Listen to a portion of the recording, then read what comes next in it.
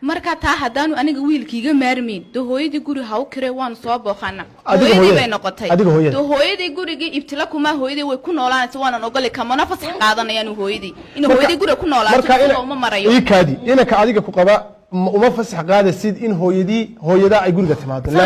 laakiin waxaad rabtaa inuu adiga fasax kaaga qaadayo ogolaasho hooyadii ana guriga ka masuula laakiin hooyadii inta doonta ku nool walaalahay ba ku noolaanay isaga fasax ugama qaaday kamana masuul aha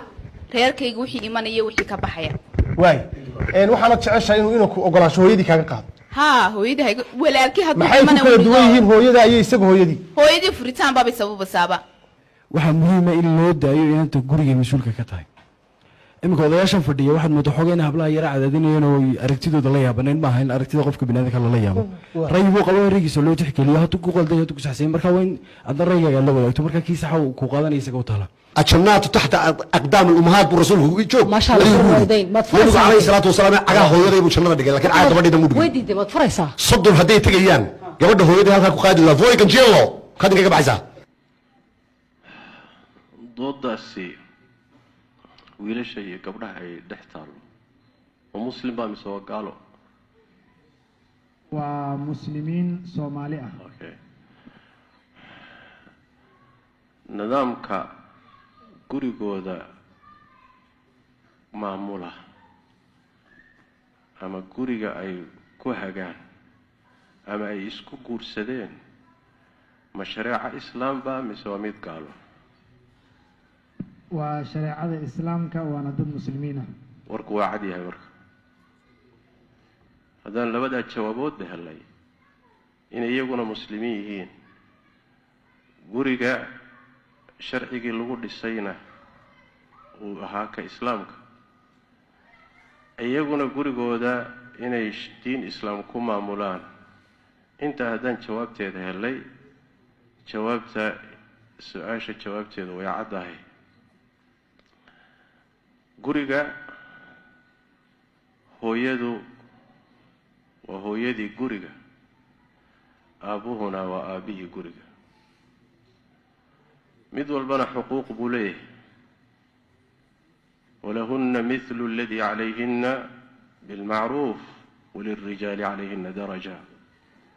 وآيات قرآن دمركو حقوق ذا إليهن مد لم ذا لقوليه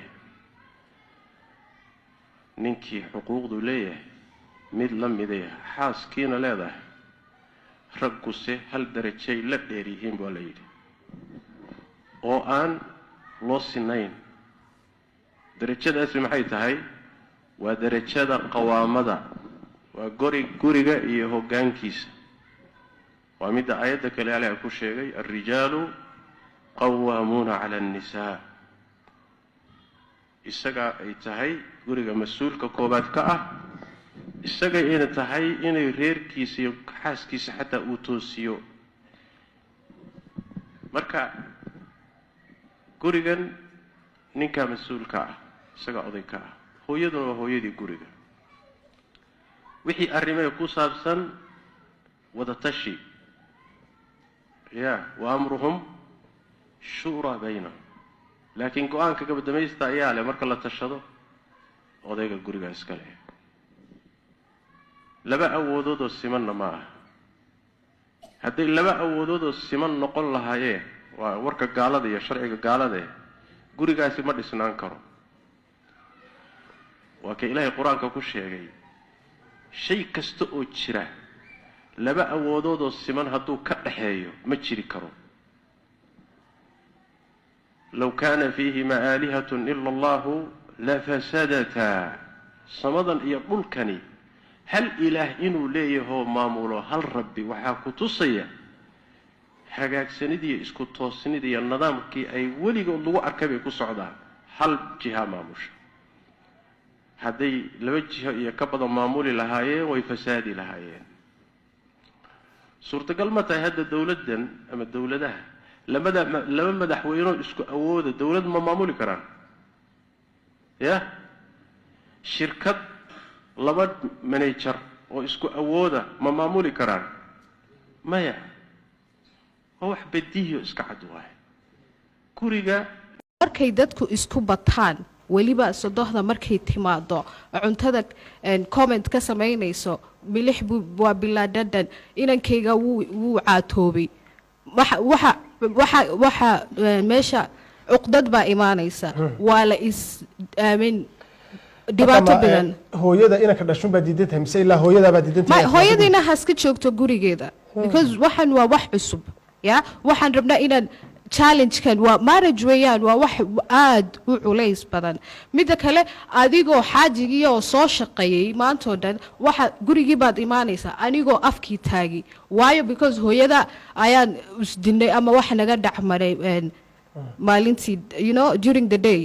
marka anigu waxaan oranayaa markaan eegno qof islaam ah aad tahay waxaad qadarinaysaa horta hooyo markaad ka timaado waxaad qadarinaysaa qofkan dumarka ama insaaniyadda kugu laabaneed u samayn karto insaaniyadda ugu yar aad u samayn karto qof bini aadana kaba soo kow inoogu dardha diinteenni hooyaa meeshii timiday sodohba ka imo hooyaa timiday waxaa timida haddana dhaqankeenni soomaaliga inagoo eegin dhaqanadeeni soomaaliyeed inagoo eegina waxaa kuu timiday sodoh war kelimadda sodoh yaan la khalad fahmi hablo kelimadda sodoh yinaan khalad fahmi sodoh waa hooyo ninkanaad jeclaatay dee hooyo jeclo ifka kuu keentay baa jirta yaa keenay ifka waa hooyadiisanaad nacaysid baa keentay ninkanaad iska jeclaatad cidlada ka soo jeclaatad soo kaxaysatay kaa mas-uulka ah qof baa ka mas-uulaha oo noloshiisa ka mas-uulaha oo hadduu xanuunsado u fikirayey oo hadduu cilmi haddii doorso ama meel u gaadhay ama meeshan adiga iyo munaasabaddan uu ku soo saaray keentay oo soo istaajisay kow taa ka fikir logic aynu fikirno talabaad leedahay yani option hayga qaadato in hooyadii ogolaanshaha hayga qaadato in gurigayga timaado that's wrong sababta oo ah hooyadaa markay imanayso guriga hooyadaa isaga kuma tiraado war hooyadii baa imanaysa ama walaashii baa imanaysay guriga madu ogoshahay kuma tiraadeen sababta aad u sababta uu ku weydiinaya maxay tahay hooyadaaba ii imanaysa aniga weydii aniga ka hor intayna hooyadaa iman maxay tahay sababta ku xidhaysa waayo hooyadaaba ku madax xidhin isbarbardhig waa labada qof ku sinaadaan hooyanimo marka laga tago labada qof ee guriga kuu soo gelaya wayna ku sinaadaan guriga ka mas-uul baa tahay adiga kasoko guriga waxa kaa mas-uulay isaga kasoko waxa idinka mas-uulin waalidiinta sukiin ogolaadada idinku tiri xalaal baad isku tihiin waa sukiin ognahay guri dhista ee optionka idi siiyey ee waxaan leenahay xitaa dhaqan diiqaa soo maha ee gabadha soo diiqa tiri maanta hooyo ninbaa hooyadii iyo sadohdii la wada degeen gurigay la wada degeen labadiiba ilaah baa mas-uul uga dhigay labadii islaamood gurigana gabadh buu ku qabaa inantii labadii islaamood way kala saartay oo magacyo kala bixisay laakiin abane waxaad eedda saaraysaa dhinaca hablaha soo jeediyay in fasax loo qaato Absolutely. xidig oo kaa sarreeya oo nina wuxuu leeyahay talada waxaan u dhiibanayaa inanta sideed u aragtaa والله حدك هدي غورغيسا فسخ لوغا قادناyo سدودي كل ereyga looga qaadan maayo adiga oo iga lisa wal yar haddii imkaan intu diido ay tiraahdo ma doonayo ما تفرصها ايزي الجنات تحت اقدام الامهات بالرسول يجوب ما شاء الله والدين ما تفرصها عليه الصلاه والسلام عقا هويدي بو جنada dhigay laakiin caad gabadhida mudug weydii ma tfuraysaa صدر haday tagayaan gabadha hooyada halka ku qaadi la voy kan jeelo kadin kaga baxaysa furinku caadi ku leeyahay ha okay miisaaq qalbi hooyadii ikadi hooyadii joog ikadi hooyadii gabadhayda hooyada halkaasaan ku sidaa madaxay ii saaran tahay hadday hooyaday madaxa u saarnaan weydo albaabku wuu furaya sugsuga gudbin joogsiyaaqay deema igu leedahay maanta xanaaq dartiisa videoga macmuusa guduwa kuxumeen leela marwa maxaa yeele waxaan arkay xariif madaxiisa u malaysay makiinadii cajiinka universal t v intuu soo hor istaagay wuxuu leeyahay aniga hooyadayda i dhashay waa in xaaskayga ay ka fasax qaadataa markay gurigayga imaanayso hadday xaaskayga diiddo waa tarxiilaa sacuudi camal yaa hooyadaada markaad caloosheeda gelaysid cid aad fasax ka qaadatay male caloosheeda ku beerantay raalliya lagaaga noqday caanahaasaan ognahay carruurta la siiya asalkooda dhiigay ka yimaadeen cakuya ciil badanaa ruuxaadan garanaynin dhiigguu jiqay dhiiggeedaa jiqday oo ay caano kaaga dhigtay caloosheedaad amar la-aan gashay 9 bilood sugooda ay ku waday kugu xanuunsatay kugu walacday markaasaad leedahay gabar aad hal habeen waqti la qaadatay nolol yaroo mataac ah oo kooban aad la wadaagtay hooyadii ku dhashay siisanaysaa yaa dumarka xishmaday mudan yihiin laakiin darajo meeshii ugu saraysay rabbi subxaana wa tacaala hooyo gaarsiiyey oo labadeedu lug hoostooda janno la dhigay meel dumar aad xaaskaada labada lug hoosteeda janno laga dhiga ma jirto karaamada hooyaa siiya ilaahay marka karaamada ilaahay hooyo sii inaad ka qaadid waa kugu qalad dhalinyarta waxaa ku fikirayana waa qadiyad xumo tada kale waxaan arkay gabar yaroo reer dabeeleed iidan waxay leedahay aniga sodohdeyda ma ila noolaanayso ya walaalay wiil la soo koriyey waxaad rabtaa haweenkaada inuu toosiyo hooyadiisana waa tarxiile miya taas lagaama yeelin wiilka iyo gabadha waxaan jeclaha inay raaligelin siiyaan hooyooyinka soomaaliyeed waayo hooyo waa tiir tusaale mudan rabbi subxaana wa tacaala u ammaan marka barnaamijyadan aad arkaysaan laga sheekeynaya maxay ila tahay diinta yaa lagu dabaqin waxaad ogaataana go-aanada qaarkood diinta waxay u dhaaftay qofka wiilkay u dhaaftay wiilkaasa xaqaas iskale haddii hooyadiis lagu xadgudbo inuu ka celiyo islaanta haddii hooyadiis xadgudubtana inuu hooyadiis celiyo laakiin si akhlaaq ah oo waano ah inuu u celiyo ayaa asalka ah laakiin dhaqanka aan soomaaliyasa aragna hadda gabadha dhehayso aniga ninka hooyo aabihiis hooyadiis ma iimaan karto beri hooyay naqanaysa ugu gabadheeda waa lagu gursan doonaa